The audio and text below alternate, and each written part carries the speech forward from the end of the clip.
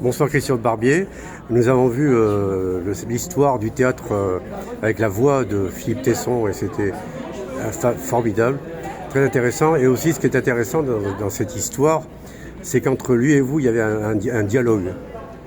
C'est le dialogue que nous avons eu pendant des années avec Philippe. On se croisait dans les théâtres, on se croisait au restaurant et on parlait politique et théâtre. Et donc je ne cessais de lui poser des questions, on n'était pas d'accord sur tout. Et ce dialogue, on a essayé de le reconstituer à partir de cette émission de France Culture, 2 heures d'émission. On a choisi une demi-heure d'extrait et on a fait un montage où moi je pose des questions et Philippe répond. Parfois je conteste, il insiste et finalement c'est toujours lui qui a raison.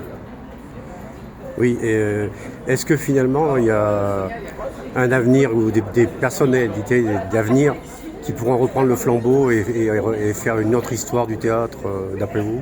Oui, je crois profondément qu'il y a un avenir pour le théâtre. Ça fait 2500 ans qu'on dit que le théâtre ne va pas bien et il continue. En revanche, il faut que les auteurs de théâtre s'intéressent à la chose politique profondément. On a des auteurs qui racontent la vie politique, les événements de la société, mais peut-être qu'ils n'arrivent pas assez à cultiver la profondeur pour retrouver l'homme sous la politique. L'homme, la nature humaine fondamentale. Mais ça existe.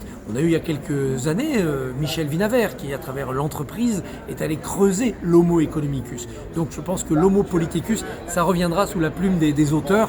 En ce moment, on a de belles narrations, parfois un peu superficielles, mais ça reviendra. C'est un peu la morale que dégage ce spectacle, ce que vous dites là. Oui, Philippe considérait qu'après mai 68, peut-être nous étions rentrés dans une époque tranquille et qu'à époque tranquille, il y a un théâtre finalement de divertissement. Moi je pense qu'il y a quand même beaucoup de talent dans le théâtre et qu'il faut maintenant un peu de courage, d'audace, d'ingéniosité, d'invention des auteurs pour aller chercher, un peu comme Sophocle, comme Beckett, la nature humaine, la vérité humaine sous les événements politiques. Évidemment, c'est difficile de s'improviser Sophocle ou Beckett, ça demande un peu de travail. Merci beaucoup. Merci.